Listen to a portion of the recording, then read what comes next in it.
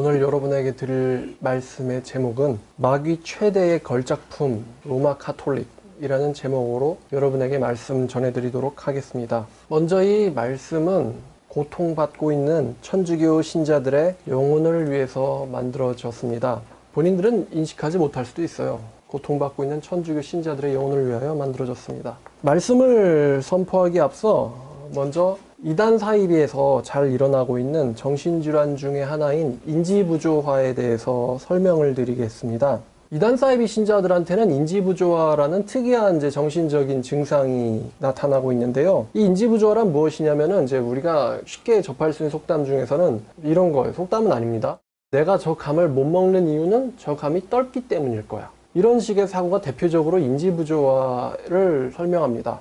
인지부조화라는 것은 인지라는 단어와 부조화라는 단어가 합쳐진 거죠. 영어로도 cognitive dissonance라고 하는데 이 인식의 부질서를 얘기하는 거죠. 인식이 제대로 사실과 맞아 들어가지 않는 것을 인지부조화라고 합니다. 특히 세뇌랑 같이 연결되어 있는 증상이기도 하거든요. 어떠냐면은 인지부조화에 걸린 사람들은 팩트를 인식하기보다는 자신이 믿고 싶은 것을 믿고 팩트를 부정합니다. 큰 특징이에요. 다시 한번요. 팩트를 인식하기보다는 자신이 믿고 싶은 것을 믿으면서 팩트를 부정합니다. 이게 인지부조화의 특징입니다. 그럼 사이비 종교인들에게로 들어오면은 이게 어떻게 적용되냐면요. 이 바른 말씀을 인식하기보다는 자신이 믿어오던 것을 믿으려고 합니다. 말씀을 믿기보다, 말씀이 증거하는 것을 믿기보다는 자기가 믿어왔고 믿고 싶은 것을 믿으려고 하는 것이 사이비 종교 신자들에게서 일어나는 인지부조화입니다. 그럼 그들의 증상이 어떻게 되느냐? 대표적으로는 그들은 말씀을 부정합니다. 그리고 말씀 자체보다는 목회자나 사제의 주장을 훨씬 더 신뢰합니다. 말씀보다는 목회자나 사제의 주장을 더 신뢰한다. 그리고 말씀이 아닌 사제들에 의해서 길들여져 온 자기 생각을 믿는다는 것입니다. 말씀이 아닌 자기 생각을 믿는다. 그러니까 성경 위에서 자기 자신을 분별시키지 않는다는 거예요. 그러다 보니까 어떤 일이 일어나냐면 성경을 뒤엎고요. 하나님의 말씀인 성경을 상대로 논쟁을 합니다. 성경을 상대로. 그리고 말씀을 대적하고요. 참된 진리의 말씀 선포자들을 매도하고 모독합니다. 이건 구약 선지자 시대나 지금이나 다를 바가 없겠죠. 아마 이 설교를 로마 카톨릭 신자들이나 사제들이 듣는다면 아마 제가 언급한 것과 똑같이 행동할 겁니다. 아마 성경과 논쟁하기 시작하겠죠. 자기들의 생각과 전통을 가지고 성경과 논쟁하기 시작하며 또한 개신교인들에게 모독을 하기 시작할 겁니다. 이 로마 카톨릭은 말입니다. 제가 이단을 그래도 우리나라에서 꽤 많이 다루고 있는 사람입니다만 로마 카톨릭은 우리가 여태까지 접했던 이단 사이비와는 차원이 다른 곳입니다. 규모나 크기나 영향력, 역사적인 시간 지배적인 수준에서요. 다른 이단들이랑은 차원이 다릅니다. 13억 명이에요. 지금 현재 교인 수가. 몰몬교 1700만 명, 주체사상 1700만 명, 여호와의 증인, 신천지는 사실 상대도 안 되죠. 통일교 이런 이단이랑은 여태까지 존재했던 시간이나 영향력이나 규모면에서 차원이 다르다는 겁니다. 그리고 가장을 아주 훨씬 고등하게 발전시켜 왔어요. 그래서 사람들이 로마 카톨릭? 그러면 정통 종교 중에 하나로 인식을 한다는 것입니다. 심지어 기독교인들조차도요. 너무나 자연스럽게 우리에게 스며들어온 종교기도 합니다. 저 개신교 집 나간 애들이, 집 나간 사람이라고 표현하더라고요. 개신교인들을 상대로. 집을 왜 나갔는지 좀 생각을 해줬으면 좋겠거든요, 저는. 그 집에 있어서 지옥 갈 수밖에 없다면 나올 수밖에 없지 않겠습니까? 집 나간 애들이 뭐라고 교인 수도 적다고, 우리 개신교는 5억대밖에 안 돼요. 자기네들은 13억이나 되는데. 교인 수 적다고 식이 나서 저러는 거다. 도 아니고요. 아니면 헌금 수입 면에서 개신교에 비교해서 천주교가 엄청나게 크기 때문에 또 경제적인 문제 때문에 시비 거는 거다라고 생각하지 마시고요. 진리를 생각해 보자는 거예요. 교인 수를 떠나서. 진리를 생각해 보자. 그리고 여태까지 여러분들을 지배해오던 어떤 종교 권위, 체제, 시스템 말고요. 천국문 앞에서 하나님에게, 하느님이겠죠. 그들에게는. 하느님께서 어떻게 생각하실지, 하느님 앞에서 뭐라 말할 것인지 한번 생각해보는 시간 가졌으면 좋겠다는 거예요. 하느님 앞에서 인간의 권위, 체제, 전통, 습관, 지위 그런 건 다 무시됩니다. 하느님 앞에서는 오직 하느님의 말씀대로였냐 아니었냐로 큰 자와 작은 자를 막론하고 판단당하게 됩니다. 심지어 교황이라 할지라도 말이죠. 자, 스펜서라는 사람은요 이렇게 말했습니다. 로마 가톨릭, 로마 교회는요 그리스도의 교회거나 아니면은 마귀의 걸작품이다 라고 말했습니다. 또 이제 개신교의 유명한 목사님이신 로이드 존스 목사님께서는 이렇게 말씀하셨어요. 오늘 설교 제목이기도 합니다만 로마 가톨릭 교회는 마귀의 최대의 걸작품이다 라고 로이드 존스 목사님께서 말씀하셨습니다. 종교개혁자들은 뭐라고 평가했냐면요, 루터는요 교황은 귀신이 충만한 자고 하나님의 원수며 적 그리스도며 교황 제도는 마귀적이라고 평가했습니다. 또 칼빈은 이렇게 말했습니다. 천주교인들은 마귀의 치명적인 대리자들, 교황은 마귀 왕국의 지도자라고 칼빈은 평했습니다. 저는 종교개혁자들이 그렇게 말했다고 고지고대로 믿는 사람은 아닙니다. 그러면 왜 로마 가톨릭 교회가 마귀의 최대의 걸작품인지 한번 알아보도록 하겠습니다. 두 가지 관점에서 보려고 하는데요. 첫 번째는요, 이제 역사적인 문제입니다. 역사 문제. 아까 말씀드렸듯 로마 가톨릭 교회는 1700여 년 동안을 이제 종교계를 지배해오던 교회예요. 시간적, 그다음에 규모적으로 엄청납니다. 자, 이 로마 가톨릭에 대해서 제가 한 3가지 정도의 문제를 짚어보고자 싶은데요. 첫 번째는 십자군입니다. 십자군 전쟁에서 이제 로마 가톨릭 교회에서 십자군을 모집할 때 어떤 이야기를 했냐면은 전쟁에서 싸우다 죽으면은 무조건 천국 간다 라는 식으로 선전을 했습니다. 그러니까 내가 전쟁 나갔다가 죽으면은 나 때문에 우리 가족도 구원받을 수가 있고 그렇다는 거죠. 그러니까 이제 전쟁 나가서 죽는 게 천국 가는 직행 버스 같은 거예요. 그러니까 이건 거의 뭐 이슬람교이랑 굉장히 비슷하죠. 저들을 죽이고 죽으면은 뭐 천국에 여성들이 기다리고 있다 이런 교리가 이슬람에 있다고는 하는데, 근데 이제 거의 뭐 이런 식이죠. 내가 싸우다 죽으면 그 가기 힘든 천국에 직행으로 가는 거예요. 그래서 수많은 사람들이 성경도 제대로 알지 못한 채 십자군에 지원해서 죽었습니다. 그 다음에 이제 두 번째, 이거는 이야기를 안 할 수가 없죠. 중세의 면죄부 파리죠. 중세의 면죄부. 이게 뭐냐면요, 루터라는 사람, 종교개혁자의 95개조 반박문 중에 몇 가지를 제가 봤는데요. 95개조 반박문 중에 21번이 이렇습니다. 면죄부에 대해 설교하는 자들이 교황이 발행한 면죄부로 인해 모든 인간이 형벌로부터 구원받는다고 말한다면 그것은 오류이다 라고 루터가 얘기했습니다. 되게 좀 소프트하게 얘기를 하네요, 루터는. 27번은 이렇게 말했습니다. 연복교에 넣은 돈이 바닥에서 딸랑 소리를 낼 때 영혼이 연옥에서 구원받는다고 설교하는 것은 하나님이 인정하는 것이 아니다. 27번이에요. 그렇게 설교를 했던 것 같습니다. 연복교 통에 돈이 떨어질 때 딸랑하는 소리가 나는 그 순간 너의 영혼이, 너의 사촌들의, 너의 아들의 영혼이 연옥에서 천국으로 옮겨진다. 고통받고 있는 너의 가족들의 그 고통이 느껴지고 있지 않느냐라고 하면서 면죄부 파리 떼째 신부가 이렇게 설교를 했죠. 루터란 영화 보시면 잘 나옵니다. 근데 이게 천주교에서 그렇지요. 이거 한국 사이비들이 어떻게 했는지 알아요? 옛날에 무슨 구인회라고 하는 사이비 종교가 있었어요. 구인회라고 하는 사람이에요. 내가 바로 제림예수다라고 하면서 자기 얼굴을 딱 선전하고 다녔던 사람인데, 그 사람이 했던 일 중에 하나가 이제 그 여러분 옛날에 그 목욕탕 가실 때 손목이나 이제 발목에 이제 그 라카 번호표 있잖아요. 빨간색에 하얀색 글씨로 숫자 써 있는 거예요. 그런 것들을 팔면서 뭐라고 했냐면은 천국 가는 번호표라고 했어요. 그런 것들을 돈 주고 팔면서 심지어 수백만 원의 그 플라스틱 동그라미를 팔면서 이것은 바로 천국 가는 번호표다 라고 파리를 해왔거든요. 근데 이게 뭐 천국 가는 번호표라고 해서 그렇지, 이게 말이 사실 그렇지, 사실 요거랑 루터가 지적하고 있는 이 면죄부랑요 본질적으로 똑같아요. 그러니까 여러분, 이 개신교에서는 성도 한 명 만들려면요 일단 입교할 때 좀 분별해야죠. 또 들어오고 나서도 6개월 동안 성경을 가르쳐 봐야 돼요. 가르쳐서 정말 순교자적이면서 그리스도의 제자답게 말씀을 받아들이는지, 자기의 전 인생을 하나님을 향해서 이렇게 나아가는지 계속 믿음 안에 있는가 시험해 봐야 되거든요. 그렇게 해야 되는데 제자 한 명 낳는 게 얼마나 힘들어요. 사도 바울도 오죽하면은 제자 양육을 뭐라고 표현했냐, 잉태의 산고라고 표현했어요. 잉태, 산고. 얼마나 말을 안 듣고 또 안 변하면. 그렇게 제자화가 힘들다는 겁니다. 사도 바울이 고린도전서 2장에서 내가 말씀을 너에게 전할 때 내가 너에게 인간의 지혜의 말로 하지 않는 이유는 너희가 말씀을 머리로만 이해하고 지옥 갈까봐 그거를 두려워한다 그랬거든요. 그리스도교는요, 머리로 이해하는 종교가 아니라 머리로 이해했지만 그것이 내 가슴으로 내려와서 나의 삶을 변화시킬 뿐만 아니라 예수님이 원하시는 그 자리까지 가게 만들고야만 하는 성령의 사역까지도 연결돼 있거든요. 근데 이러한 말씀으로 사람을 씻고 거듭내고 이런 진짜 산고라고 표현해야겠네요. 이런 산고 없이 이 종이를 사고 네가 그 돈이 딸랑하는 소리가 이 헌금통에 들리면 너와 너의 가족들은 천국 간다. 근데 이러면요, 제 생각에 말입니다. 이러면은 교회가 망해요. 왜? 가짜 교인들이 잔뜩 들어오게 돼 있어요. 그러면 교회가 좀 물질적으로는 커질지 몰라요. 근데 물질적으로 켜질지 몰라도 교회라고 하는 이 정체성, 순수함을 완전히 상실할 수밖에 없다고 저는 생각하거든요. 근데 그렇게 해서 얘네들이 재정을 늘려온 거예요. 로마 가톨릭이 중세에서. 그래서 마르틴 루터가 또 어떤 이야기를 했냐면은 세상에 있는 어떤 부자보다 더 돈이 많은 사람이 교황인데 왜 교황은 자기 돈이 아닌 가난한 자들의 돈으로 성베드로 성전을 증축하려 하느냐, 이렇게 또 이야기를 했어요.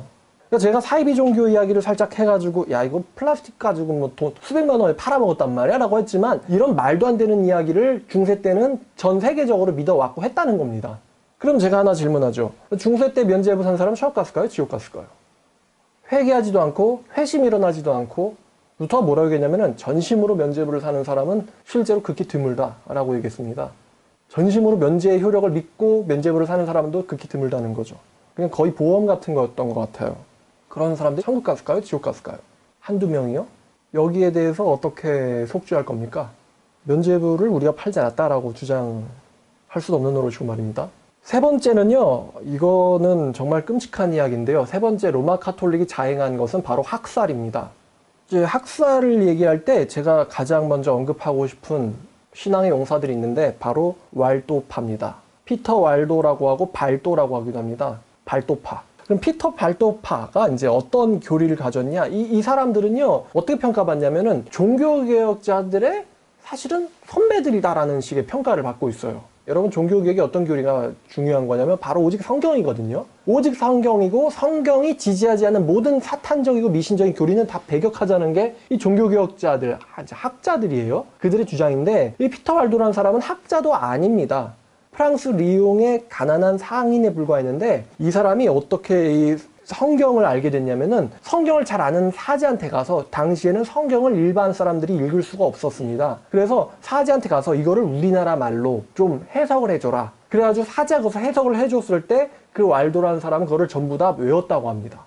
성경을 소지할 수가 없으니까. 그래서 성경에 대해서 체계를 갖기 시작했어요, 이 왈도라는 사람이. 그리고는 무언가를 발견해서 가르쳤는데, 이 왈도파의, 발도파의 주요 교리를 보면요, 개인의 성경 연구의 중요성을 강조했고요, 회개를 강조했고요, 성자 숭배를 거절했습니다. 여기서 성자란 예수 그리스도를 말하는 게 아니라 그 카톨릭에서 숭배되고 있는 성자들이라고 하는 사람들 있잖아요, saints. 그들을 말합니다. 그들을 숭배하는 것을 거절했고요, 연옥교리를 거절했고, 면죄부를 거절했고요, 화채설을 부정했습니다. 거절했습니다. 화채설이 뭐냐면은 이걸 마시는 그 순간 이게 예수의 피가 된다는 거예요, 식도에서.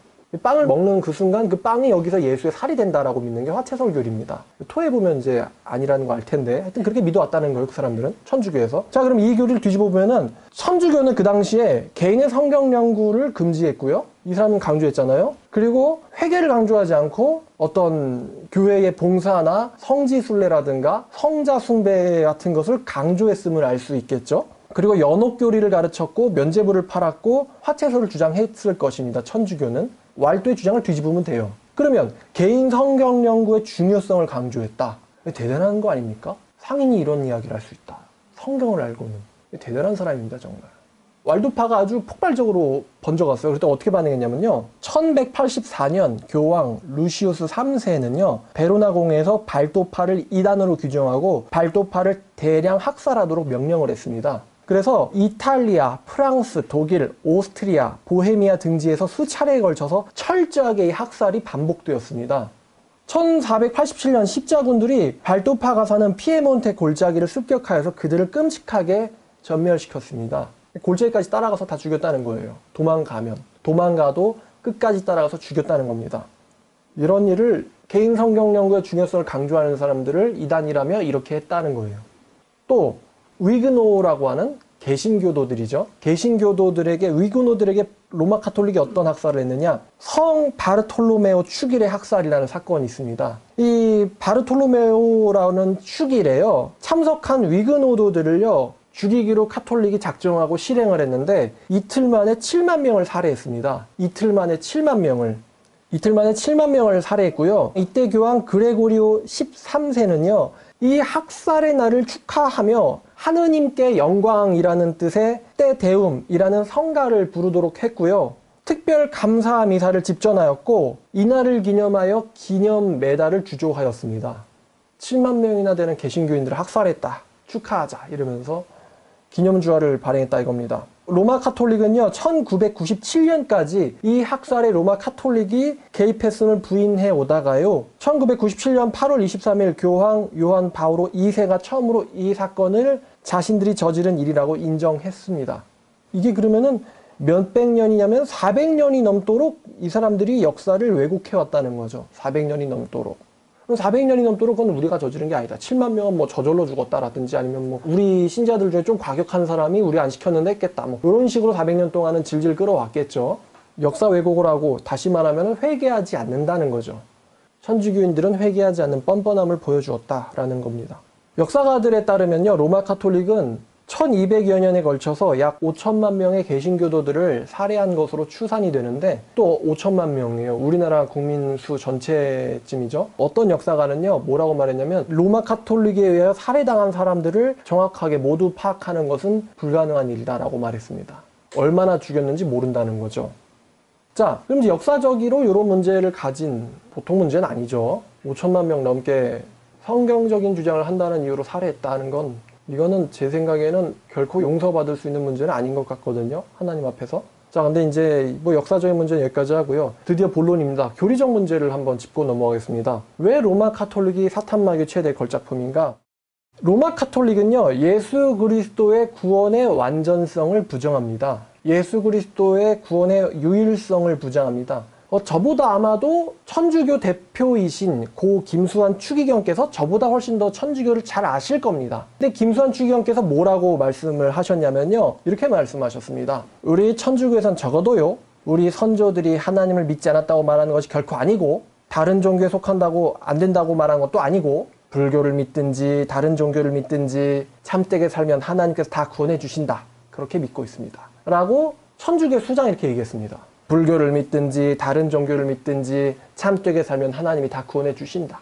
예수님을 굳이 통과하지 않아도 구원을 받을 수 있다 라고 누가 말했어요? 제가 말했어요? 아니면 천주교 대표가 말했어요? 천주교 대표가 말씀하셨어요. 그러니까 저는 김수환 추기경만큼 천주교를 잘 알 수는 없습니다. 그분이 대표니까요. 근데 그분이 뭐라 말했냐? 우리 천주교는 적어도 예수 그리스도를 굳이 믿지 않아도 천국할 수 없다라고 말하진 않는다. 그러니까 예수 그리스도 외에도 천국하는 길은 있다라고 우리는 가르치고 있다. 우리 천주교는 적어도요. 라고 이야기했다는 것입니다. 도올과의 토론에서요. 너무 배타적이다 당신들이라는 교리에 변명하기 위해서 예수 그리스도의 구원의 유일성을 부정해버렸죠. 자기 입으로.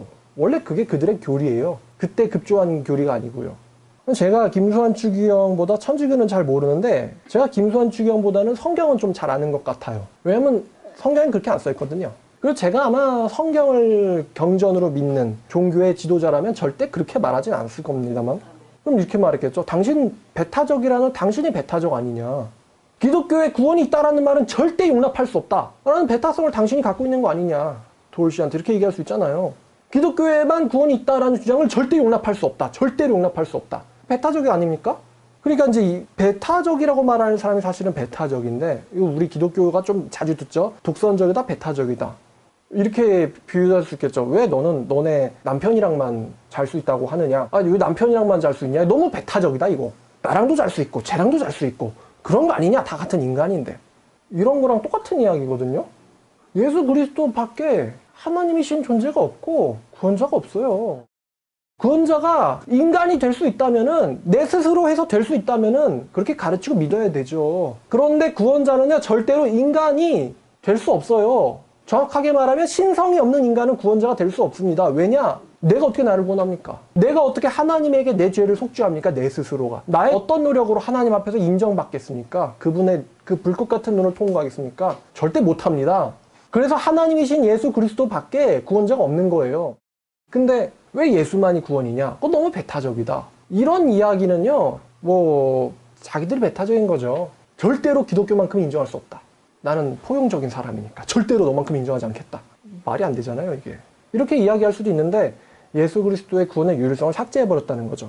뭐 우리 개신교인들은 너무나도 잘 아는 말씀입니다만 이사야 43장 11절을 보시면요, 이거는 제 말이 아니라요, 추기경의 말도 아니고 이 말은 여호와의 말씀이십니다. 이사야 43장 11절에 나 곧 나는 여호와라, 나 외에 구원자는 없느니라 라고 누가 말씀하셨어요? 하나님께서 말씀하셨어요. 또 요한복음 14장 6절에 예수께서 이르시되 내가 곧 길이요 진리요 생명이니 나로 말미암지 않고는 아버지께로 올 자는 없느니라. 없느니라. 이제 요즘 세계화가 추세니까 영어로 읽어보겠습니다. Jesus said to him, I am the way and the truth. I am the way. I am the way. 그러면 이게 뭐예요? 길이 몇 개 있다는 거예요? 하나밖에 없다. 너네들이 알고 있는 그 구원 천국에 가는 그 길 말이죠. 그 길. 그 길은 I am. 나 외에는 없다는 거예요. 또 이렇게 말씀하셨습니다. No one comes to the Father except through me. 자, 영어 좀 아시는 분들은 no one, 왜 no가 앞으로 나왔을까요? 부정을 강조하는 거죠. No one comes to the Father. 제가 이 얘기를 로마 카톨릭 신자한테 한 10번 했는데 못 알아듣더라고요. No one. 그러면 아무도 없다예요. comes to the Father. 아버지께로 갈 수 있는 자는 아무도 없다. except through me. 누가 강조했어요? Jesus said. 예수님이 강조했어요. No one.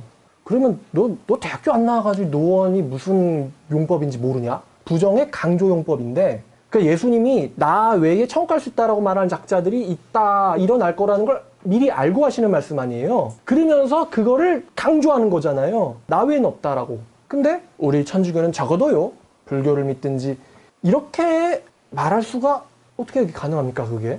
자, 그리고 그 카톨릭에 의하면 초대 교황이죠. 사도 베드로. 초대 1대 교황이신 사도 베드로께서 뭐라고 말씀하셨느냐? 사도행전 4장 11절에서요. 이 예수는 너희 건축자들이 버린 돌로서 집 모퉁이의 머릿돌이 되었느니라. 다른 이로서는 구원을 받을 수가 없나니. 그러니까 석가로 돼요? 마호메트로는 되나요? 안 되죠. 그럼 추기경 교황으로 되나요? 안 되죠. 아니면 베드로 자신의 이름으로는 되나요? 자기의 예수의 추제자인 베드로의 이름으로도, 사제의 이름으로도 안 되나니 천하 사람 중에 구원을 받을 만한 다른 이름을 우리에게 주신 적이 없음이라. 누가 주신 적이 없어요? 하나님께서 예수 그리스도의 이름 외에는 구원자를 주신 적이 없다라고 베드로가 얘기했어요. 아마 김수환 추기경이 이렇게 얘기한 걸 보면은 베드로 사도가 정말 천국에서라도 뛰어내려와서 뭐하는 짓이냐라고 얘기하실 것 같아요. 자, 그리고 또 초대 교황이라 하는 베드로 사도께서요, 후서 2장 1절에서 이렇게 말했습니다. 베드로후서 2장 1절에서 그러나 백성 가운데서 또한 거짓 선지자들이 일어났었으니 이와 같이 너희 중에도 거짓 선생들이 있으리라. 그들은 멸망하게 할 이단을 가만히 끌어들여 자기들을 사신 주를 부인하고 임박한 멸망을 스스로 취하는 자들이라. 누구를 부인해요? 자기들을 사신 예수를 부정한다. 아까 말씀드렸죠? 예수의 십자가의 유일성을 부정한다고. 너희 가운데에서 이단을 끌어들여서 예수의 십자가를 부정하고 스스로 멸망을 취하는 자들이 일어날 것이다. 백성 가운데 거짓 선지자들이 일어났었던 것처럼. 자, 그리고 또 예수 그리스도의 형제인 유다서 4절을 보시면요, 이런 말씀이 있죠. 3절부터 보면 좋겠습니다. 사랑하는 자들아, 우리가 일반으로 받은 구원에 관하여 내가 너희에게 편지하려는 생각이 간절하던 차에 성도에게 단번에 주신 믿음의 도를 위하여 힘써 싸우라는 편지로 너희를 권하여야 할 필요를 느꼈으니 이는 가만히 들어온 사람 몇이 있음이라. 그들은 예적부터 이 판결을 받기로 미리 기록된 자들이니 경건하지 아니하며 우리 하나님의 은혜를 도리어 방탕한 것으로 바꾸고 홀로 하나이신 주제 곧 우리 주 예수 그리스도를 부인하는 자니라. 우리 주 예수 그리스도 홀로 하나이신 주제를 누가 부정합니까? 가만히 들어온 너희들 중에 몇이 부정한다. 자, 그리고 사도 바울께서 갈라디아서 2장에서요 이렇게 말씀하셨습니다. 갈라디아서 2장 16절 말씀에서요, 사람이 의롭게 되는 것은 율법의 행위로 말미암음이 아니요 오직 예수 그리스도를 믿음으로 말미암는 줄 알므로 우리도 그리스도 예수를 믿나니 이는 우리가 율법의 행위로서가 아니고 그리스도를 믿음으로써 의롭다 함을 얻으려 함이라. 율법의 행위로서는 의롭다 함을 얻을 육체가 있다 없다? 없다. 자, 근데 제가 강조하고 싶은 단어는 오직 예수 그리스도를 믿음으로 말미암아 사람이 의롭게 된다. 자, 그럼 오직이란 단어 무슨 뜻이에요? 유일하다라는 거 아니에요? 오직 예수 그리스도라면은 다른 자는 있다는 거 없다는 거예요. 석가모니 마음에 돼요 안 돼요? 안 된다는 거예요. 오직 예수 그리스도 외에 다른 이름으로 구원받을 수는 없다. 그리고 오직 믿음으로서가 아니면 구원받을 수가 없다. 이 오직은 예수 그리스도라는 구원자와 믿음이라는 방법을 둘 다 꾸미는 단어입니다. 오직 예수, 오직 믿음. 그럼 사도 바울이 뭐라고 얘기했겠어요? 지금 여기 보면 오직 그리스도 예수를 믿음으로 말미암는 줄 알므로 우리도 그리스도 예수를 믿나니라고 얘기했거든요. 근데 언제 사도 바울이 착하게 살면은 불교를 믿든지 다른 종교를 믿든지 소크라테스를 믿든지 어느 교회를 다니든 유대교를 다니든 다 하나님께서 구원해 주신다 라고 사도 바울이 이야기했어요? 사도 바울이 로마서 10장에서 종교적으로 열성 있는 유대인들을 보고요 뭐라고 말했냐면요, 그들이 하나님에 대해서 열심히 있다 그랬습니다. 그런데 천국 갑니까 못 갑니까? 못 가요. 뭐라고 표현했냐면요, 자기 의를 세우려고 힘써서 하나님의 의에 복종하지 않았다 그럽니다. 하나님의 의가 뭐예요? 고린도전서 1장에 보면은 예수 그리스도가 하나님의 의예요. 자기의 의를 세우려고 힘써서 예수 그리스도에게는 복종하지 않았다라고 바울이 로마서 10장에서 말합니다. 근데 참되게 살면 다 구원해 주신다. 예수 안 믿고 불교를 믿든 뭐를 믿든 사도 바울이 그렇게 얘기했어요. 오직 예수 그리스도라고 바울이 몇 번씩이나 강조하고 있습니다. 그럼 갈라디아서 2장 16절이랑 김선충의 말을 한번 접목시켜 보세요. 오직 예수 그리스도를 믿음으로만 되는 줄 알므로라고 했는데 불교를 믿든지 다른 종교를 믿든지 참되게 살면 다 구원해 주신다. 참되게 살면 살 수 있다고? 사도 바울이 뭐라고 말합니까? 율법의 행위로서는 하나 인정받을 주체가 하나도 없다. 무슨 참되게예요?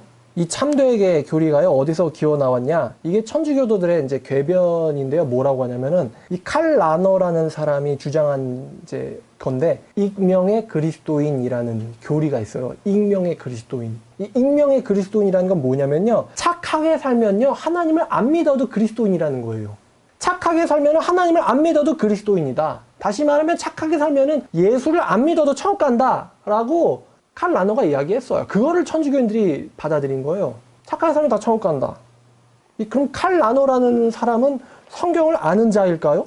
시편 14편 1절부터 3절까지 보면은 어리석은 자는 그의 마음에 이르기를 하나님이 없다 하는도다. 그들은 부패하고 그 행실을 가증하니 선을 행하는 자가 없도다. 이 말 좀 뒤집으면요, 하나님이 없다 하는 자들은 어떤 자들이라는 겁니까?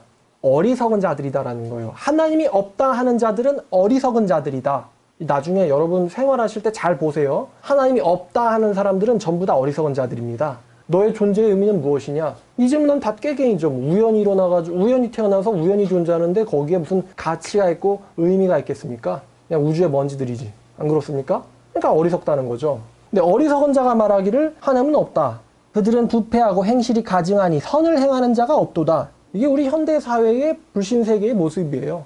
좀 그리고 슬프기도 하지만 또 교회의 일부 모습이기도 합니다만. 자, 여호와께서 하늘에서 인생을 굽어 살피사 지각이 있어 하나님을 찾는 자가 있나 보려 하신즉 다 치우쳐 함께 더러운 자가 되고 선을 행하는 자가 없으니 하나도 없도다. 영어로 보면 not even one. 심지어 한 명도 없다는 거예요. 라고 누가 얘기합니까? 성경이 이야기합니다. 시편에서. 글쎄, 익명의 그리스도인? 정말 성경이 익명의 그리스도인 교리를 지지하나 한번 계속 볼까요? 로마서 3장을 보시면 로마서 3장, 로마 카톨릭인데 로마서를 왜 이렇게 안 보는지 모르겠어요. 이 로마가 거기 있는 로마가 아닌가 봐요. 받은 적이 없나 이 성경을? 로마서 3장 10절을 보면요, 기록된 바 의인은 없나니 하나도 없으며 깨닫는 자도 없고 하나님을 찾는 자도 없고 다 치우쳐서 무익하게 되고 선을 행하는 자가 없나니 하나도 없도다라는 거예요. 없도다. 또 19절 20절 보면은 우리가 알거니와 무릇 율법이 성경이 말하는 바는 율법 아래에 있는 자들에게 말하는 것이니 이는 모든 입을 막고 온 세상으로 하여금 하나님의 심판 아래 있게 하려 함이라. 그러므로 율법의 행위로는 그분 앞에 의롭다 하심을 얻을 육체가 있다 없다? 없나니 율법을 통해서는 내가 죄인이라는 것을 깨달을 뿐이다. 자, 사도 바울이 익명의 그리스도인이 있다 그럽니까? 없다고 합니까? 없다고 하고 있습니다. 또 9절 볼까요? 그러면 어떠하냐? 우리는 나으냐? 결코 아니라 우리가 유대인이나 헬라인이나 다 죄 아래 있다고 우리가 이미 선언하였느니라. 유대인이나 헬라인이나 신자나 비신자나 무신론자나 다 뭐 아래 있다고요? 죄 아래 있다고 성경이 선언하였다 라고 바울이 이야기하는데, 무슨 하나님을 안 믿어도 천국 가는 참되게 사는 사람이 있다, 그런 말을 어디서 가져올 수 있냐 이거죠. 로마서에서. 또 로마서 23절을 보면요, 모든 사람이 죄를 범하였음에, 어떤 사람이요? 모든 사람이 죄를 범하였음에 하나님의 영광에 이르지 못하더니.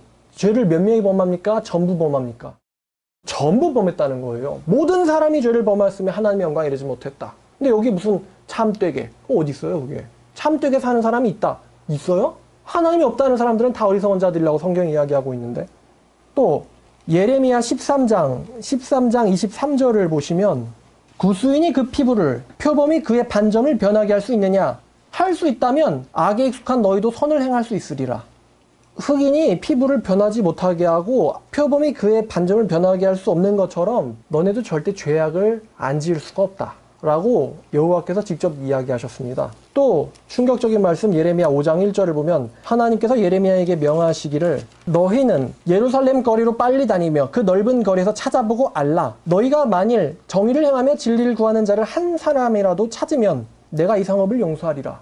자, 예수 없이 하나님의 속죄 없이도 참되게 사는 한 사람이라도 있으면 내가 그 성읍을 용서하리라. 자, 예루살렘 성읍이 멸망당했죠.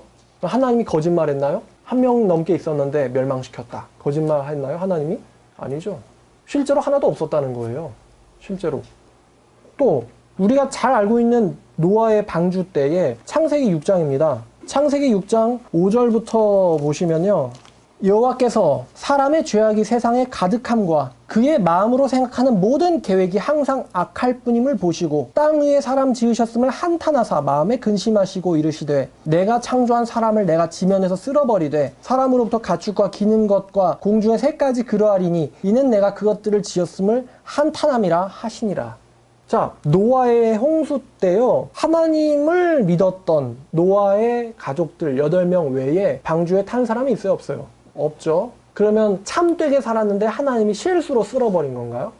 아니면 여기 있는 말씀 그대로 사람의 마음이 태어날 때부터 악한 것임을 보시고 한탄하셨다. 또 소돔과 고모라 때에도 유명하죠. 창세기 18장입니다만 창세기 18장 20절부터 보면은 여호와께서 또 이르시되 소돔과 고모라에 대한 부르짖음이 크고 그 죄악이 심히 두려우니 내가 이제 내려가서 그 모든 행한 것이 과연 내게 들린 부르짖음과 같은지 그렇지 않은지 내가 보고 알려 하노라. 그 사람들이 거기서 떠나 소돔으로 향하여 가고 아브라함은 여호와 앞에 그대로 섰더니 아브라함이 가까이 나아가 이르되 주께서 의인을 악인과 함께 멸하려 하시나이까. 만약에 소돔과 고모라에 의인 50명 있을지라도 주님께서 그곳을 멸하시고 그 50의인을 위하여 용서하지 아니하시리까. 주께서 이같이 하사 의인과 악인을 함께 죽이심은 부당하며 의인과 악인을 같이 하심도 부당하나이다. 세상을 심판하시는 이가 정의를 행하실 것이 아닙니까? 여호와께서 이르시되 내가 만일 소돔 성읍 가운데서 의인 50명을 찾으면 그들을 위하여 온 지역을 용서하리라. 아브라함이 대답하여 이르되 나는 티끌이나 재와 같사오나 감히 죽게 하려나이다.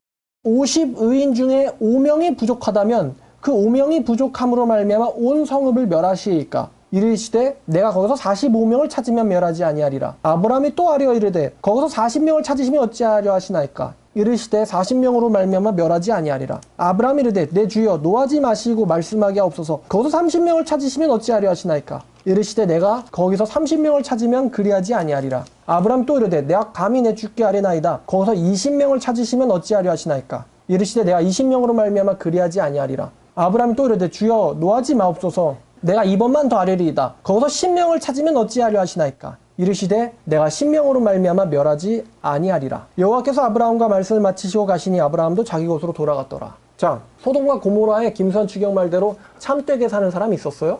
없었죠. 어떻게 됐습니까?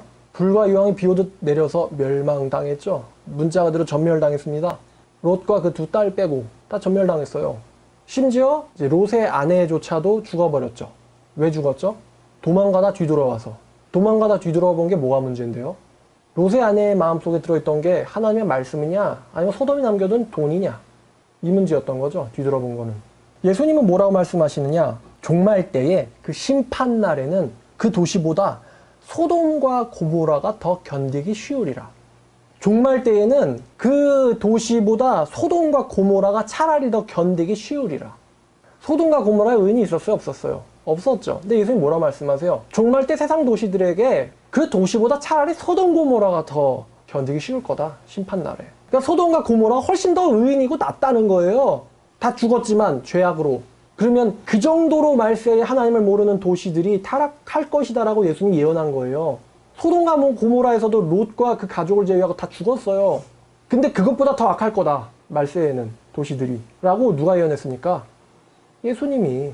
그럼 예수님한테 가서 참되게 살면 딱 구원해주신다 라고 얘기할 거예요? 예수님인데? 예수님 필요 없이도요, 의인이 있을 수 있거든요? 참되게 살면 다 구원해주신다.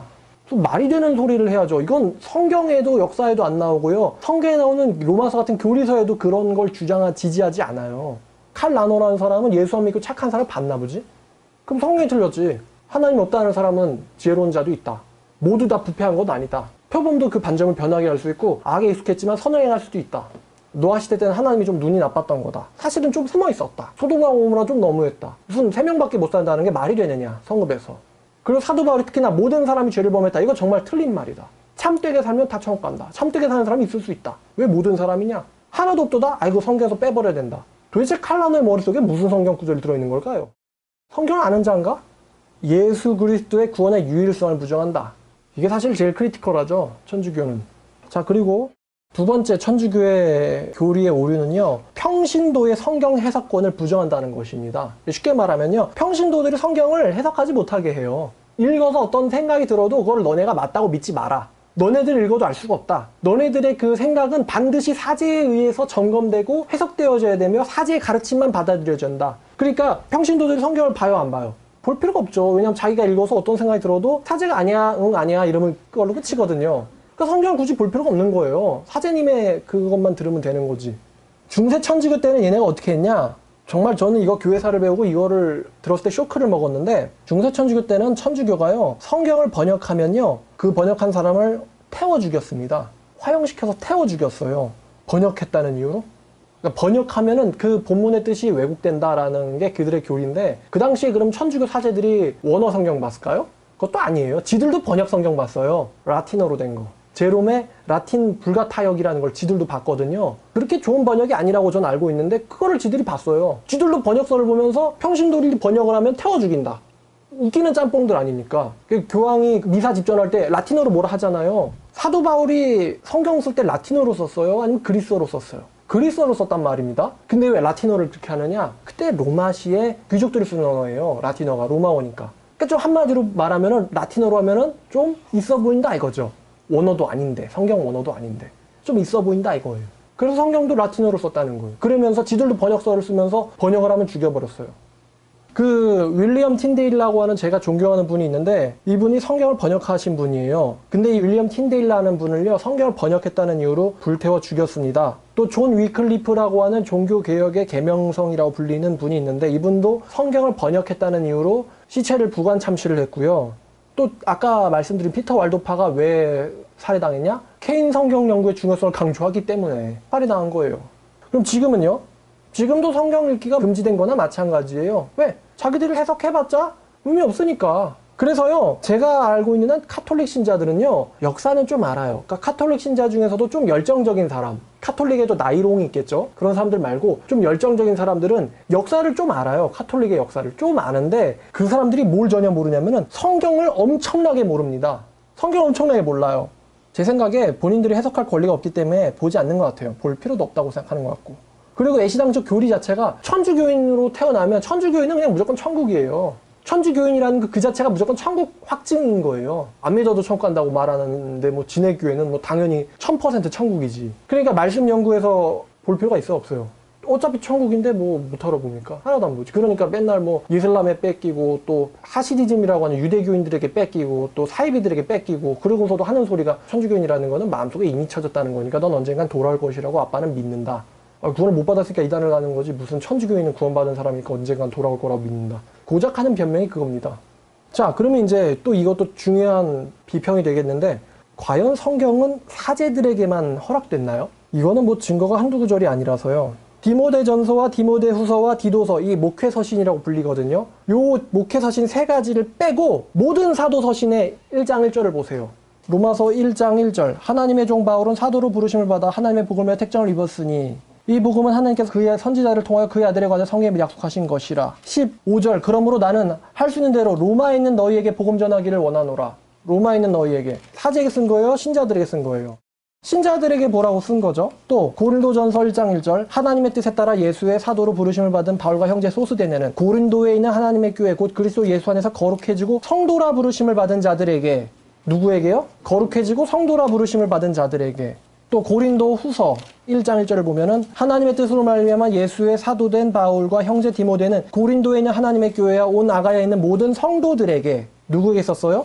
모든 성도들에게. 또 빌립보서 1장 1절, 그리스도 예수의 종 바울과 디모데는 그리스도 예수 안에서 빌립보에 사는 모든 성도와 또한 감독들과 집사들에게. 모든 누구에게요? 성도들에게. 그 다음에 골로새서 1장 1절 하나님의 뜻에 말미암아 예수의 사도된 바울과 형제 디모데는 골로새에 있는 성도들 곧 그리스도 안에서 신실한 형제들에게 편지하노니. 누구에게요? 성도들에게. 데살로니가전서 1장 1절 바울과 실로아노와 디모데는 하나님 아버지와 주 예수 그리스도 안에 있는 데살로니가인의 교회에 편지하노니. 은혜와 평강이 너희에게 있기를 원하노라. 교회에게, 성도들에게. 데살로니가 후서 1장 1절 바울과 실로아노와 디모데는 하나님 우리 아버지와 주 예수 그리스도 안에 있는 데살로니가인의 교회에 편지하노니. 디모데 전서, 후서, 디도서는 목회서시니까 넘어가고요. 빌레몬서는요. 그래서 예수를 위하여 갇힌 자 된 바울과 및 형제 디모데는 우리의 사랑을 받는 자요 동역자인 빌레몬과 또 자매 아비야 우리와 함께 병사된 아키뽀와 내 집에 있는 교회에 편지하노니. 빌립보와 교회에게. 히브리서는요. 히브리서는 13장을 보시면 되겠는데요. 왜냐하면 히브리서는 저자 미상이기 때문에 누구에게라는 말이 처음부터 나오질 않아요. 13장 17절을 보니까요. 너희를 인도하는 자들에게 순종하고 복종하라 라는 말합니다. 이거 천주교가 좋아하는 구절이겠죠. 자, 근데 너희를 인도하는 자들에게 순종하고 복종하라. 그렇다는 건 이 말씀을 받는 자들이 지도자들이라는 거예요? 아니면 성도들이라는 거예요? 히브리서를 받는 자들은 성도들이다. 그들은 너희 영혼을 위하여 경성하기를 자신들이 청산할 자인 것 같이 하느니라. 그들로 하여금 즐거움으로 사역을 하게 하고 근심으로 하게 하지 말라. 그렇지 않으면 너에게 유익이 없느니라. 야고보서 1장 1절 하나님과 주 예수 그리스도의 종 야고보는 흩어져 있는 12지파에게 문안하노라. 내 형제들아. 누구에게요? 성도들에게. 베드로전서, 이거 교황 베드로께서 하신 말씀이죠. 1장 1절 예수의 사도 베드로는 본도 갈라디아 갑바도기아 아시아와 비두냐에 흩어진 나그네 곧 하나님 아버지의 미래하심을 따라 성령의 거룩하게 하심으로 순종함과 예수 그리스도의 핏부림을 얻기 위하여 택하심을 받은 자들에게 편지하노니. 누구에 쓴 거예요? 택하심 받은 자들, 다시 말하면 형제들에게. 또 베드로 후서 또 1장 1절을 보니까 예수의 의를 힘입어 동일하게 보배로운 믿음을 우리와 함께 받은 자들에게 편지하노니. 베드로서 3장 18절 오직 우리 주 예수 그리스도의 은혜와 그를 지식에서 자라가라. 자라가라. 성도들에게 하는 말이죠. 또 요한 1서는 2장 1절을 보니까요. 요한 1서는 2장 1절 나의 자녀들아 나의 자녀들아. 또 12절을 보니까 자녀들아. 13절은 아비들아. 누구에게요? 성도들에게. 그 다음에 요한 3서는 개인적인 편지이기 때문에 넘어가고요. 2서는 1장 1절에 보니까 그의 자녀들에게 편지한다 라고 했습니다. 부녀와 자녀들에게. 자, 그 다음에 요한계시록 1장은 1절부터 4절까지 예수 그리스도의 계시라. 이는 하나님이 그에게 주사 반드시 속히 될 일어날 일을 그의 종들에게 보이시려고 그의 천사를 그의 종 요한에게 보내셔서. 누구에게 보이시냐면 종들에게 보이시려고 천사를 그의 종 요한에게 보내셨다. 종들에게 보이시려고 종들에게 주셨다. 요한은 하나님의 말씀과 예수 그리스도의 증거와 자기가 본 것을 다 증언하였다. 그러면서 3절에 이 예언의 말씀을 읽는 자와 듣는 자와 그 가운데 기록된 것을 지키는 자는 뭐가 있습니까? 복이 있다. 이 예언의 말씀을 읽는 자는 뭐가 있다? 복이 있다. 분명히 사도 요한이 읽는 자는 뭐가 있어요? 복이 있지만 읽으면은 죽여버리겠다. 요한은 아시아에 있는 7 교회에 편지하노니 은혜와 평강이 너희에게 있기를 원하노라. 지금 얘네는요 완전 거꾸로예요. 완전 거꾸로 지금 보고 있어요. 성경이 하라는 거 반드시 하라라고 사도들이 다 의도한 거는 다 뒤집어가지고 거꾸로 그냥 보고 있단 말이에요. 유대인들은 제사장만 성경 보라고 했습니까? 유대인들은? 아니거든요. 유대인들조차도요 평신도들의 성경 해석과 이해를 매우 장려했어요. 신명기도 보면은 이마에도 메고 손에도 메고 항상 봐라. 자녀에게 항상 가르쳐라. 주의 말씀을. 그러면 뭘 받는다? 복 받는다. 언제 레위지파에게만. 언제 그렇게 하나님 말씀하셨냐 이거예요. 성경 학자 에스라가 레위지파한테만 말씀 가르쳤어요? 온 백성에게 가르쳤단 말이에요. 온 백성에게. 또 시편 1장 1절에 복 있는 사람들은 2절 오직 여호와의 율법을 즐거워하여 그의 율법을 주야로 묵상한다. 복 있는 자는 여호와의 율법을 주야로 묵상하는 자다. 그러나 악인은 그렇지 아니하며 그 교리를 지금 1700년 동안 지금 고수하고 있다는 거예요. 얘네들은. 자, 그리고 예수님은 뭐라고 말씀하세요? 예수님은 요한복음 5장 39절에서 너희가 성경에서 영생을 얻는 줄 생각하고 성경을 연구하거니와 이 성경은 누구에 대하여 증거하는 겁니까? 내게 대하여 증거하는 거다. 누구에게 한 말이에요? 너희에게 한 말이에요. 너희에게. 유대인들에게 하신 말씀입니다. 유대인들이 나 성경 잘 모르는데 이랬어요? 무조건 해석권은 레위지파에게만 있다. 이랬냐고요. 또 사도행전 17장 11절 베레아에 사람들은 데살로니가에 있는 사람들보다 훨씬 더 마음이 노블하다라는 거예요. 노블. 고상하여서 간절한 마음으로 말씀을 받고 이것이 그러한가 하여 날마다 성경을 상고하였다. 그러므로 많은 사람들이 믿게 되었고 헬라의 귀부인과 남자도 적지 않게 믿었다. 성경을 읽고 상고함으로 베레아에 있는 사람들이. 그래서 주님께서 더 많은 은혜를 주셨고 성도들이 더 많이 늘었다. 그럼 얘네도 죽였어야지. 사도들이 너네 성경 읽었네? 감히 읽었어? 이러면서 죽여야 되는 거 아니에요? 여기 보니까 베레아 사람들은 성경을 더 열심히 읽고 상고했다. 자, 그럼 로마 카톨릭은 어떤 집단이냐? 지금도 그렇지만요, 성경을 마음대로요, 삭제했다가 더했다가 그래요. 요한계시록 22장 17, 18절에 보면은 성경에다가 이 예언의 말씀에다가 자기 생각을 더하면, 거짓 해석을 첨언하면은 뭘 더해 주신다고 했습니까? 이 성경에 기록된 재앙들을 그에게 더해 줄 거다. 제일 무서운 재앙이 불못 재앙이죠. 불못 재앙을 더해 줄 것이요. 만약에 누구든지 여기서 제해버리면은 하나님의 생명책에서, 생명나무의 거룩한 성에 참여하면서 제해버리겠다. 그러니까 한마디로 성경의 1.1핵도 가감하지 말라는 거거든요. 특히나 이제 가르치지도 말아야 될 뿐만 아니라 교리로 세우는 건 더더욱이나 하지 말아야 될 일인데, 천주교는요 어떻게 했냐면은 신과 사도의 말씀은 빼고 교황과 전통은 더하고, 그죠? 신과 사도들의 말씀은 예수님의 말씀이라 할지라도 빼버려요. 다. 그다음에 뭘 거기다가 채워 넣느냐? 교황의 생각과 지들 생각은 집어넣고. 이게 로마 천주교예요, 교리적으로.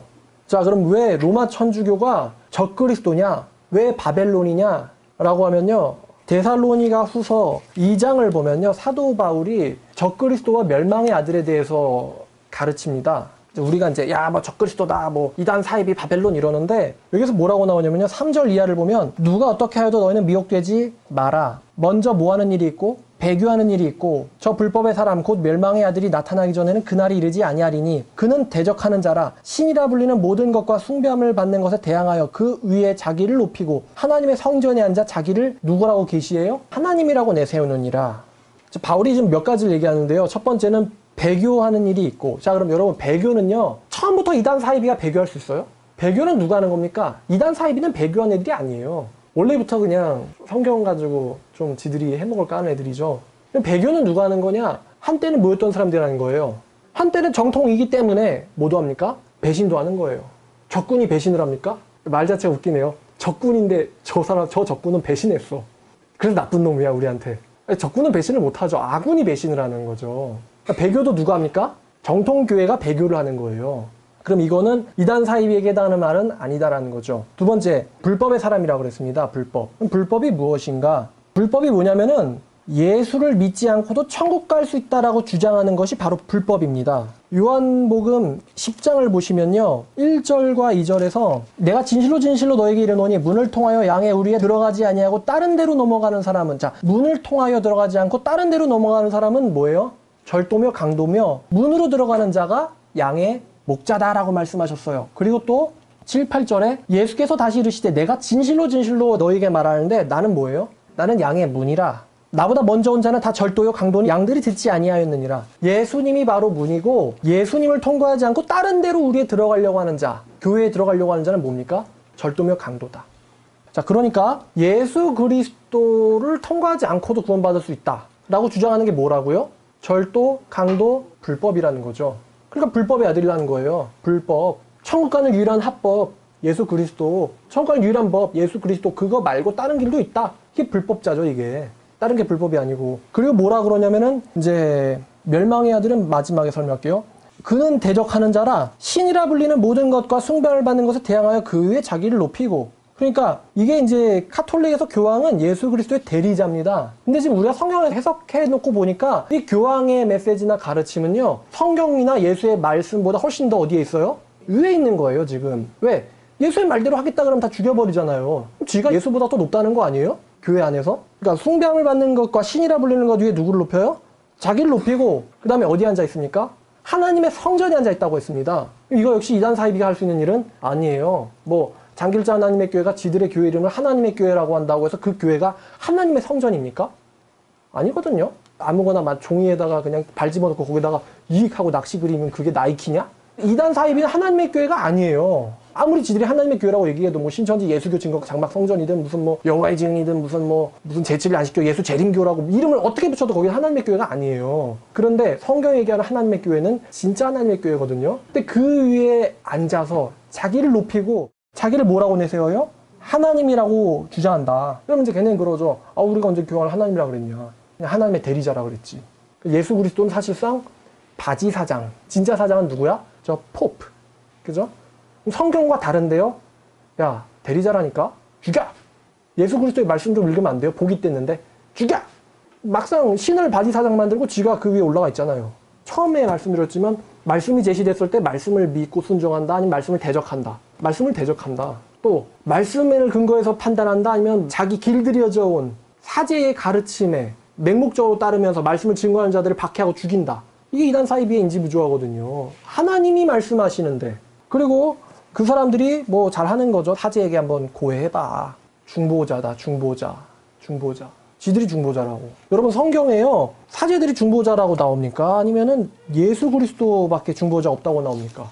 디모데전서 2장 5절에 하나님은 한 분이시요 하나님과 사람 사이에 중보자도 몇 명이에요? 한 명이시니 곧 사람이신 그리스도 예수다. 중보자 몇 명이에요? 한 명. 근데 무슨 자기들이 무슨 중보를 한다는 거야? 무슨 자격이 있다고?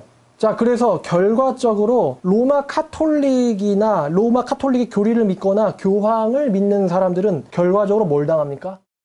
멸망을 당합니다. 그래서 무슨 아들이에요? 멸망의 아들이다. 멸망의 아들이다. 이 교리 시스템 안에서는 절대로 천국 갈 수가 없는 거예요. 멸망의 아들이다.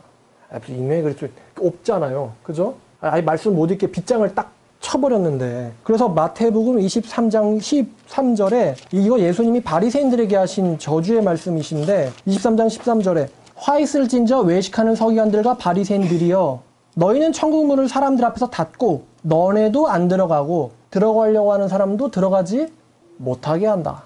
또 15절 보니까 화 있을진저 외식하는 서기관들과 바리새인들이여 너희는 교인한 사람 얻기 위하여 바다와 육지를 두루 다니다가 생기면 너희보다 배는 더 악한 지옥 자식이 되게 하는도다. 그래서 멸망의 아들이라는 거예요. 교황이.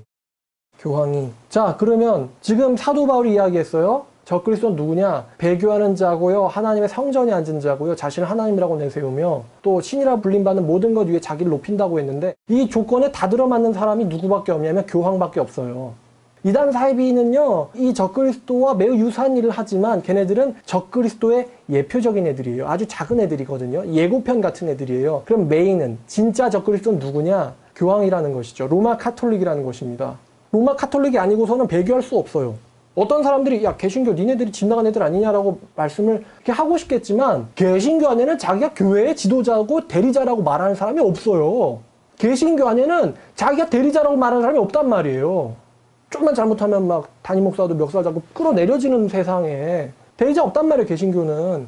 그럼 바울이 이상한 엉뚱한 일어나지도 않을 일을 예언했냐? 그렇지 않다는 거죠. 이 조건에 정확하게 맞는 많은 사람들을 지옥에 보내는 몇 명이요? 신자가? 현재 13억 명. 그러면은 언제부터예요? 313년 밀라노 칙령으로 기독교가 공인되고 나서부터 313년부터 지금까지 1700년 동안 이렇게 면죄부 팔고 말 안 들으면 죽이고 성경 못 읽게 하고 사제에게만 기득권이 있다고 주장하면서 해온 거예요. 이 장사를 말이죠. 장사죠. 왜 얘네들이 성경을 못 읽게 하겠어요? 왜? 성경 읽으면은 뭐가 문제가 되는데 왜 이렇게 수많은 구절들이 성경을 평신도들에게 읽혀야만 된다라고 주장하고 있고 그래서 그들이 목숨 걸고 번역을 했는데 왜 성경을 왜 못 읽게 할까요? 성경을 읽고 갈라디아서 2장 16절 오직 무엇으로 말미암아? 믿음으로 말미암아. 로마서에도 의인은 오직 뭘로 삽니까? 오직 믿음으로 말미암아 구원 받는구나. 의롭다 하심을 얻는구나. By only faith 라는 거를 알아버리면 딸랑 소리가 나는 순간 너의 자식의 영혼이 연옥에서 옮겨진다. 이 종이를 사거라. 먹히겠어요? 안 먹히겠어요? 성경 우리에게 보낸 거라고 하면은 성도들에게 보낸 거라고 하면은 사제들의 말을 들어야 될 거 아니야. 이 먹힐까요? 안 먹힐까요? 성경과 다른데요? 이 말 한마디면 끝나거든요. 한마디로 돈과 권력을 놓치지 않기 위해서 성경과 잘못되고 있는 돈과 권력을 놓치지 않기 위해서 성경을 봉인시킨 거죠. 성경과 잘못되고 있는 목회자들도요, 주님이 주시는 권한 안에서 재정이 필요하고 카리스마가 있어야만 합니다. 모든 영적 권위를 가지고 권고하고 징계하라고 했으니까. 근데 그건 오직 뭐를 향해서 갈 때만 가능하죠? 그리스도와 말씀. 사도 바울이 뭐라 말했냐? 우리가 진리를 위해서만 모든 걸 할 수 있다 그랬어요. 진리를 거슬러서는 아무것도 할 수가 없다. 예수님도 너희가 나를 떠나서 아무것도 할 수 없다. 그러니까 목회자들은 그리스도의 진리를 향해서만 할 수 있고 그때의 권위가 생기고 힘이 생기는데 누가 그걸 침해하겠어요. 어떤 사람들이. 근데 그게 아니기 때문에 루터가 말했듯 모든 가난한 사람들보다 더 부자인 교황이 왜 돈을 거냐? 면죄부 팔아가지고. 돈에 눈멀은 거죠. 근데 그거를 또 지적하면 안 되니까 뭐는 읽지 못하게? 이거 읽지 못하게 하고 한마디로 이거 여러분들이 병원 가실 때 이 지식의 격차를 이용해 가지고 의사들이 필요 없는 약과 비싼 약을 팔아먹는 것처럼 이 지식의 격차를 이용해 가지고 신도들을 지배하고 유린하고 능욕해 왔다는 거죠. 능욕. 더 심한 말이 들어가야 될 것 같은데 기억이 나질 않습니다. 왜 더 심해야 되냐? 평생 동안 노예로 살면서 십자군 천전해야 된다, 성지순례해야 된다, 뭐 봉사해야 된다, 공경해야 된다라고 하면서 결과적으로 일평생 노동력 뽑아먹히고 죽으면 또 어딜 갑니까? 지옥을 가잖아요. 그걸 뭐라고 표현하겠어요? 능욕이란 단어 이걸로는 좀 담질 못합니다. 평생 동안 놀려먹힘을 당하고 죽어봤더니 예수님이 너 잘못 믿어갖고 지옥 가야 된대. 그 일을 누가 했는데요? 사제들이 해왔어요. 1700년에는. 지금도 하고 있어요. 지금도. 이 설교 나가도 아마 저더러 나쁜 놈이라고 하지 자기들 잘못했다라고 인정은 절대 할 리가 없습니다. 이미 시스템 자체가 그렇거든요. 한두 명이 회개한다고 될 일이 아니기 때문에 교황이 회개하려고 하잖아요. 그럼 어떤 일이 일어나냐면은 교황 밑에 있는 애들이 교황을 죽여버려요. 시대 대지자라고 하면서 뭐 무어하다, 교황은 무어하다라고 하면서 죽여버린다, 교황을. 암살해버려요. 이미 시스템이 그렇거든요. 뭐 프란치스코가 정말 회개해서 우리가 2000년 동안 한 거 다 회개하고는 오직 예수, 오직 믿음, 루터가 맞고 칼빈이 맞고 오직 성경, 예수 그리스도로 갑시다라 그러면요 아마 신변이 위험해질걸요. 이미 시스템이라서 힘들어요. 그러니까 요한계시록 20장에 끝까지 가지. 예수님이 말 타고 내려오셔가지고 다 진멸하고 불로 사를 때까지 끝까지 가죠. 이단들이. 사도 요한이 적그리스도에 대해서 뭐라고 말했냐면요. 계시록 12장과 13장에서 이야기합니다. 근데 12장, 13장에 짐승이 3마리가 나오는데요. 첫 번째가 사탄 본체, 사탄 본인이고요. 두 번째가 바다에서 짐승을 소환하는데요. 바다는 요한계시록에서 안 믿는 사람들의 나라를 말합니다. 그럼 바다에서 소환된 두 번째 짐승은요. 정치 지도자예요. 정치 지도자. 13장에 보면은 모든 민족과 백성과 방언과 나라를 다스리는 권세를 가지고 있다고 합니다. 온 세상이 놀랍게 여겨서 이를 따른다고 합니다. 그럼 세 번째 나오는 짐승, 요한계시록 13장 11절부터 등장하는 짐승은요, 종교 지도자입니다. 이 종교 지도자가 등장해서 이 두 번째 짐승의 우상을 만들어서 경배를 해야 된다라고 사람들을 미혹하고요, 경배하지 않을 시에는 다 뭐합니까? 다 죽여버려요. 그러면서 어떤 일을 하냐면은 자기에게 경배하는 자들이 뭘 받게 하냐면은 짐승의 표를 받게 해서 그 표를 받은 자 외에는 매매를 금지시켜요. 못 살게 만든다는 거죠. 못 살게, 생존이 안 되게 만들어요. 그래서 그의 이름은 666이다, 666이다 라고 하는 유명한 성구를 여러분들이 다 알고 계실 텐데요. 즉 정치와 종교를 둘 다 거머쥐고 있다는 거예요. 우리 인간 역사에서 이 정치와 종교를 둘 다 지배했던 중세의 누구죠? 교황입니다. 교황. 지금은요, 하도 부패했다 타락했다 욕먹고는 조금 분리는 됐죠. 그럼에도 불구하고 교황의 지배력은 어마어마하죠. 대통령보다 인기가 더 많죠. 정치 지도자인 대통령보다. 지금 문재인 정권에서 상당히 애를 쓰고 있는 인물이기도 하죠. 왜? 교황이 좀 얘기해주면은 트럼프도 말을 들을 것 같거든. 자, 근데 그럼 지금은 좀 분리가 됐는데 여전히 정치적인 힘이 막강하다는 겁니다. 교황은. 자, 그러면 지금 성경이 이야기하고 있는 말세에 너희가 예수님이 얘기하셨듯 환난, 그보다 더 심한 환난은 없을 것이다 라고 하는 대환난이 지금 우리에게 왔느냐? 사람들이 너희를 다 잡아주고 미워하겠으며 죽이고 끝까지 견디는 자는 구원을 얻으리라. 그 때가 왔느냐? 아직 안 왔죠. 지금 현재 교황은 그 정도의 지배력이 없는데요? 라고 말하는 분 있을 수 있어요. 그런데 성경은 마지막 때에 최후의 진짜 적그리스도가 나타날 것과 그가 지배하는 나라인 바벨론, 저 큰 성 바벨론이 신자들을, 진짜 참신자들을 핍박하게 될 것이라고 사도 요한은 그것을 보았고 예언하고 있어요. 그럼 지금은 왜 그렇게 못하느냐? 아직 준비가 안 됐거든. 아직 때가 안 됐거든. 근데 앞으로 어떠한 이단 사이비가 생긴다 할지라도요, 카톨릭의 그 규모를 넘어서는 것은 절대로 불가능하다. 심지어 이슬람도 하나님의 성전에 앉은 자는 아니다. 이슬람도 배교자는 아니다. 배교는 오직 정통이라 불리는 천주교와 개신교 안에서만 일어날 수 있거든요. 여기서 이 정도의 지배력을 가진 인간, 짐승의 숫자나 사람의 이름이다. 그 인간은 누구냐? 오직 한 명밖에 없다는 거죠. 이런 일들이 우리에게 일어날 거라는 것입니다. 자, 그래서 이제 중세 때도 그랬지만 이 사람은 정치와 종교를 둘 다 휘두르게 될 것이고요. 저는 현재의 프란치스코를 이야기하는 것이 아니에요. 최후의 교황을 얘기합니다. 예수의 재림 전의 최후의 교황. 그리고 성경에 따르면, 계시록에 따르면 카톨릭을 믿지 않는 자들은 매매를 못하게 될 것이고요. 또 성경에 따르면은 교황에게 숭배하지 않는 자는 다 학살당하게 될 겁니다. 아니, 말도 안 돼. 근데 과거에 1000년 넘게 그래 왔어요. 역사는 반복되고요. 자, 고린도후서 11장 13절부터 15절까지 읽고 마치겠습니다. 그런 사람들은 거짓 사도요 속이는 일꾼이니 자기를 그리스도의 사도로 가장하는 자들이니라. 이것은 이상한 일이 아니니라. 사탄도 자기를 광명의 천사로 가장하나니 그러므로 사탄의 일꾼들도 자기를 의의 일꾼으로 가장하는 것이 또한 대단한 일이 아니니라. 사탄의 일꾼들도 자기를 의의 일꾼으로, 사탄도 자신을 빛의 천사로 가장한다. 사탄의 지도자도 자신을 빛의 일꾼으로, 빛의 지도자로 뭐합니까? 가장하는데 이것이 대수로운 일은 아니니라. 그러나 그들의 마지막은 그의 행위대로 되리라 라고 바울이 이야기했습니다. 그러니까 여러분들이 빛의 천사라고 보는 그 사람이 사실은 사탄의 종일 수가 있는 거예요. 이런 일들은 늘 종교계에서는, 유대교도 그랬지만 구약시대부터 늘 일어났던 일입니다. 거짓 선지자들의 활약들. 자, 제가 처음에 뭐라고 말씀드렸냐? 이 설교 왜 만들었어요? 불쌍한 카톨릭 신자들의 영혼을, 고통받고 있는 영혼을 위해서. 아니요, 저 고통받고 있지 않는데요 라고 말할 수 있어요. 그러나 예수 그리스도를 통과하지 않았는데, 참된 회심을 경험하지 않았는데, 성령께서 내 안에 내주하시지 않고 있는데 어떻게 고통을 안 받습니까? 세상에서. 안 받고 있다라고 믿고 싶은 거죠.